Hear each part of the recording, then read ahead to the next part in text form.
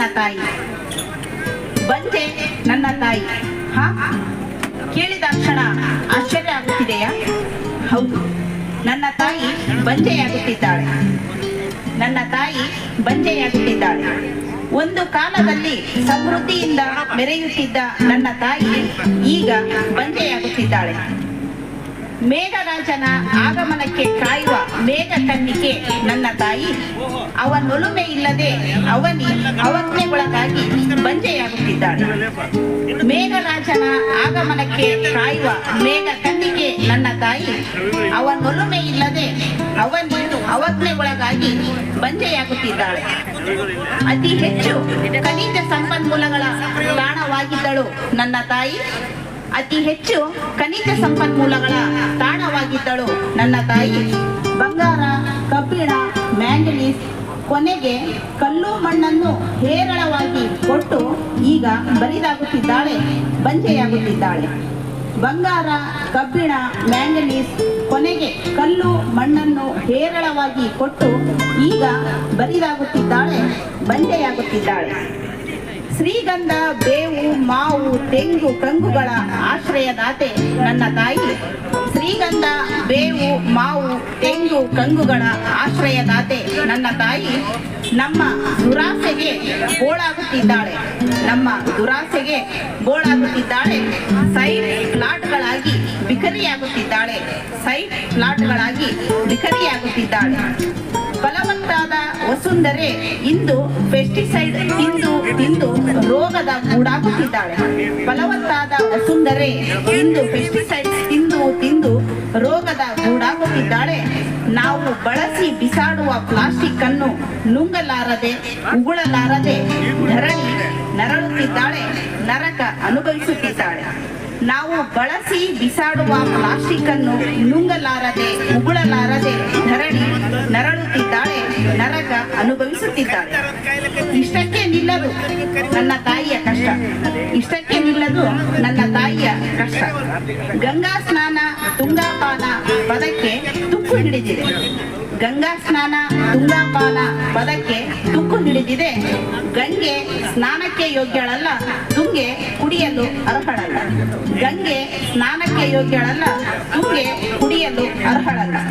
ಅವರನ್ನೊತ್ತ ನನ್ನ ತಾಯಿ, ಅವರನ್ನೊತ್ತ ನನ್ನ ತಾಯಿ ಮರುಗುತ್ತಿದ್ದಾಳೆ, ಕಣ್ಣೀರು ಸುರಿಸುತ್ತಿದ್ದಾಳೆ. ಮರುಗುತ್ತಿದ್ದಾಳೆ, ಕಣ್ಣೀರು ಸುರಿಸುತ್ತಿದ್ದಾಳೆ. ಬೆಟ್ಟ ಗುಡ್ಡಗಳು ಗೋಳಾಗುತ್ತಿವೆ, ಕೆರೆ, ಹಳ್ಳ, ಕೊಳ್ಳಗಳು ಪ್ಲಾಟ್ಗಳಾಗುತ್ತಿವೆ. ಬೆಟ್ಟ ಗುಡ್ಡಗಳು ಗೋಳಾಗುತ್ತಿವೆ, ಕೆರೆ, ಹಳ್ಳ, ಕೊಳ್ಳಗಳು ಪ್ಲಾಟ್ಗಳಾಗುತ್ತಿವೆ. ಹೀಗಿರುವಾಗ ಮೇಘರಾಜ ಹೇಗೆ ಬಂದಾನು? ಮೇಘರಾಜ ಹೇಗೆ ಬಂದಾನು? ನನ್ನ ವಸುದೆಯ ಒಡಲು ಹೇಗೆ ತುಂಬಿಸಿಯಾನು? ನನ್ನ ವಸುದೆಯ ಒಡಲು ಹೇಗೆ ತುಂಬಿಸಿಯಾನು?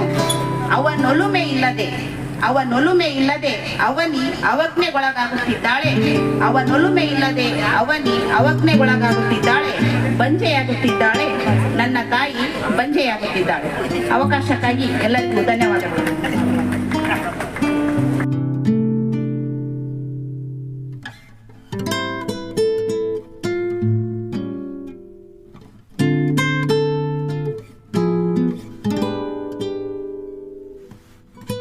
ಗಣ್ಯರಿಗೂ ಹಾಗೂ ಎಲ್ಲರಿಗೂ ಶರಣು. ನನ್ನ ಹೆಸರು ಶ್ರೀದೇವಿ ಕೃಷ್ಣಪ್ಪ. ಕನ್ನಡ ಸಾಹಿತ್ಯ ಪ್ರಕಾರಗಳಲ್ಲಿ ಕಾಲಜ್ಞಾನ ಸಾಹಿತ್ಯ ಕೂಡ ಒಂದು. ಈ ಹಿನ್ನೆಲೆಯಲ್ಲಿ ನಮ್ಮ ಭಾಗದ ಹೆಮ್ಮೆಯ ವೀರ ಕುಮಾರರಾಮನ ಕುರಿತು 12ನೇ ಶತಮಾನದ ಶರಣ ಗಟ್ಟಿವಾಳಯ್ಯನವರು ಬರೆದಂತಹ ಒಂದು ಕಾಲಜ್ಞಾನ ವಚನವನ್ನು ನಾನಿಲ್ಲಿ ಪ್ರಸ್ತುತಪಡಿಸೋದಕ್ಕೆ ಇಷ್ಟಪಡ್ತೀನಿ. ನನ್ನ ಸ್ವರಚಿತ ಕವನ ಅಲ್ಲ, ಗಟ್ಟಿವಾಳಯ್ಯನವರ ಒಂದು ಕಾಲಜ್ಞಾನ ವಚನ. ದಿಲ್ಲಿಯ ಸುಲ್ತಾನ ಅಲ್ಲಿಯ ಬಾಬಾಜಿ ಕಲ್ಯಾಣ ದಾಟಿ ದಕ್ಷಿಣಕ್ಕೆ ನಡೆದಾರು. ಅಲ್ಲಿಗೆ 400 ಪ್ರಭುದೇವ. ರಾಮನೆಂಬುವನೊಬ್ಬ ಕಾಮನ ಸಮರೂಪ, ಸೀಮೆಯ ನಾಡುವ ರಾಯರ ಗಂಡನೆಂದೆಂಬ ಬಿರುದುಂಟು ಪ್ರಭುದೇವ. ಜಟಂಗಿ ತಕ್ಷಣ ಕಂಪಿಲನ ದುರ್ಗವು ಹಿತವಾಗಿ ಅಲ್ಲಿ ರಾಮತಾ ಹುಟ್ಟ್ಯಾನು ಸಟೆಯೆಲ್ಲ ಕೇಳು ಪ್ರಭುದೇವ. ದಿಲ್ಲಿಯ ಸುಲ್ತಾನರ ಗಂಡನೆಂಬ ಮಾತು ಬಳ್ಳಿಯಲಿಕ್ಕಿ ಮೂಲೋಕ ಕೇಳಿತು ದಿಲ್ಲಿಯ ತನಕ ಪ್ರಭುದೇವ. ಅರಿಗಿರಿದನ್ನು ಕಟ್ಟಿ ಇರುತ್ತಿರೆ ರಾಯನು, ಸುರತಾಣರ ದಂಡು ತೆರಳಿತು ದಕ್ಷಿಣಕ್ಕೆ ದರೆ ಬೆಸಲಾಗಿ ಪ್ರಭುದೇವ. ಬಂದಿತು ಗುಮ್ಮಟಕ್ಕೆ ನಂದನ ಏಳಕ್ಕೆ, ಸಲ್ಲಿಸಿ ಜಗಳ ಕಡಿದಾಡಿ ಹಂದಕ್ಕೆ, ಮಡಿದುದು ಎಲ್ಲ ಪ್ರಭುದೇವ. ರಾಮನ ದೆಸೆಯಿಂದ ನೇಣಿ ಮುರಿದಾಡಲು, ಹೇಮಾದ್ರಿ ತನಕ ರಾಮನ ಮುರಿಯಲು, ಸೋಮಮಂಡಲಕ್ಕೆ ಪ್ರಭುದೇವ. ಚಿತ್ತಾರದ ಬೊಂಬೆ ತಾಗಾಗಿ ಭ್ರಮಿಸಲು, ಹತ್ತಿತು ವಿಧಿಯು ರಾಮಗೆ ಬೆನ್ನಟ್ಟಿ, ಸುಟ್ಟಿತು ಪಾಪ ಪ್ರಭುದೇವ. ಪರನಾರಿ ಸೋದರ ಬಿರುದುಗಳ ಗೆದ್ದಾನು, ಊರ್ವಶಿ ಶಾಪ ಬೆನ್ನಟ್ಟಿ ತೋರಿತು, ಮಾತಂಗಿಯು ತನಗೆ ಪ್ರಭುದೇವ. ಮಾದಿ ಬಿತ್ತಿಯ ಕೈಯ ಹಠವೆತ್ತು ಹೋದನು, ಹೋದೀತು ಪಾಪ ಅವನಿಗೆ, ಮುಂದಿನ್ನು ಪೂಜೆಯ ಕಾಶಿ ಪ್ರಭುದೇವ.